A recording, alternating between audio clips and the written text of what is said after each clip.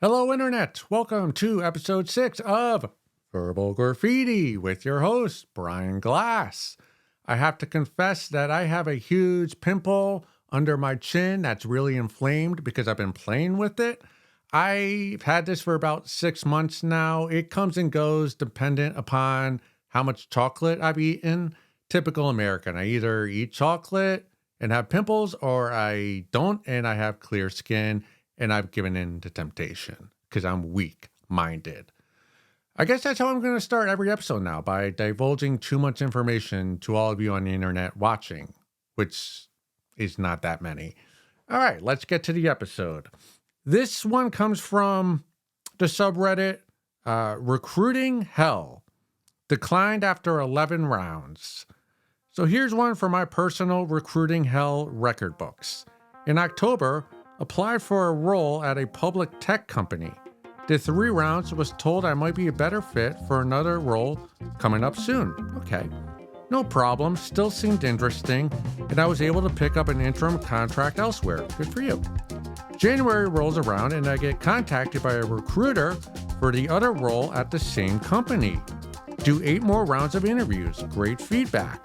They ask for references. I give 3. They don't contact any of them. Ask for a couple more recent references. I give them 2 more. Still no contact with any of them. Finally reach out for an update. Immediately get a response, quote, "We've moved forward with someone who was a better fit," unquote. I've been there. This was a senior individual contributor level role that took almost 11 hours of interviews, and I had to hassle 5 of my own people for references they never even called. Complete madness. Yes, this is complete madness, but it's all your fault. 11 interviews? No way. No way. 3 max. You get 3 interviews max before you go in and you tell the manager, "Listen, I've been courting you enough. You know who I am. I know who you are. It's time we either passionately kiss, where you have your hands in each other's hair with tongue, and you're grabbing each other's butt cheeks, or we don't kiss and we part ways and find another company that's a better fit for each of us." 11 interviews is, I don't even know how to explain that. How do you tell your friends about that? I have some of my best friends, if you exclude text messages and the group chats, I haven't spoken to them 11 times in the past year, maybe 2 years. 11 interviews, you need to look inwards at yourself and become an alpha male. Someone at that company is yanking your chains. Maybe the hiring manager was at a rival fraternity than you are. Because there's somebody who knows you within that company who's laughing at your ass right now, and you deserved it because you just got clowned. But on the bright side, because of B-Man, I try to be positive every once in a while. I do believe you're better off not working at this company, because this company is all out of whack. The fact that they put you through 11 interviews and they couldn't just get all the senior managers who do the hiring in one conference call with you at a time, that doesn't bode well if you had gotten employed. That's like the type of company where they give you 20 PTO days to start off, and after 6 months, you ask your manager, "Hey, my family lives overseas, so I want to take 3 weeks in a row off to go see them for the holidays. Is that okay?" And your manager goes, "I don't know. Go ask the senior manager."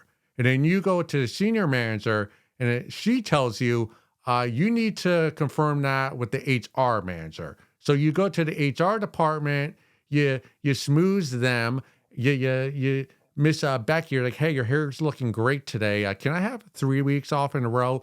She checks off on it. Says, "Yeah, okay, take 3 weeks off in December." And then it's like the week after Thanksgiving, you're about to go on your trip, but then you get an email from your manager going, "Hey, there's no fucking way you can take 3 weeks off. This is our busy period, and it's your first year of employment." And then you're stuck in that position where, well, do I eat the $4,000 I spent on the plane, or do I have to just resign and quit and go into a new year unemployed. So I think you dodged the bullet here. I need to find a new term other than dodge the bullet. But yeah, your manhood is completely gone. And 3 interviews max, maybe 4 if you're going for a CEO or a president of the United States. Anything below that, you got to put the hiring manager on spot after number 3. All right, let's go to a segment now. The Epstein list came out yesterday or today. All I'll say about that is Bill Clinton's got some dog in him. I'd party with Bill. Not on Ireland, though. You guys know what sexploitation is? That's like when you're on a dating app and like you're talking to who you think is a lady, but it's actually like some foreign entity, and they ask you like send a video of you jerking off, and then they threaten, they say, hey, send us money or we're gonna send that video to your family and friends on social media. And they've gotten me 3 times with that scam. It's like the Olympics for me. Every 4 years, my sisters open up a weird link to me yanking it. Earlier today, I discovered that Lululemon has a subreddit that is very reminiscent to softcore porn. We will get to that in a moment, but first, I would like to disclose that I am a huge supporter of the Lulus. So much so that I have a pair of joggers. I'll show you right here. I'm no liar most of the time. Yeah, I bought these in 2020 and they're still great. The waistband's super tight. The material around the knees has not worn out yet, and I'll tell you why. It's because they were expensive. I think I spent $120, maybe $130. And when I did so, my family gave me shit for it. But hey, 4 years later, who's the one laughing in great fitting pants? Me, the B man. And it's because that's how I live my life. Buy what you can afford. The more something costs, is probably better than a cheaper one. There's a reason why Coca-Cola tastes better than RC Cola, and it's because it tastes better. Before I show you a photo of the Lululemon subreddit, what this subreddit did is just reiterate a thought I had that I didn't even know I had. And that thought is Lululemon is a cult. And the ladies prowling the city streets in their tight Lulu gear are more terrifying than any religion. All right, Brian, enough teasing. Show us the subreddit. Basically what the subreddit is ladies post photos in their tight Lulu bras and leggings, and then they ask for, for the subreddit's opinion. And surprisingly, it's very supportive. But anyways, look at this photo, okay? Look at the photo of this babe. Really? Really? The Lululemon is what you want us to comment on and not your tits or your engagement ring? I'm still trying to decide which one costs more. Learn how to speak, Brian. Okay, the ring obviously costs north of $10,000. The tits definitely cost more than $10,000. Love them. But when I look at you, don't tell me, oh, look at my Lulu gear. No, this photo was set up to show everything but the Lulu, okay? The ring, the ring, the tits, the most recent iPhone 15, you probably get a new model every year, and you hide your cleavage for anyone who has an Android or a iPhone 13 or earlier model.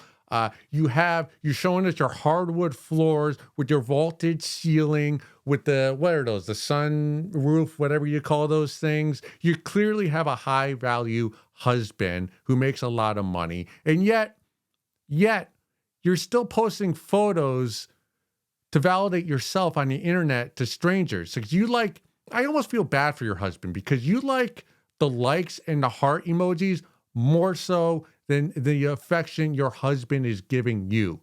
Clearly, that's what I'm seeing in this post. What I'm also seeing is you're the type, I guarantee you, she She not only likes watching The Real Housewives, but her aspiration is to be a cast member on The Real Housewives, probably of Beverly Hills, if I must be honest with you. There's a lot of people who have this problem where it seems like they're in a happy relationship, and yet they post basically lingerie photos on the internet for strangers to look at.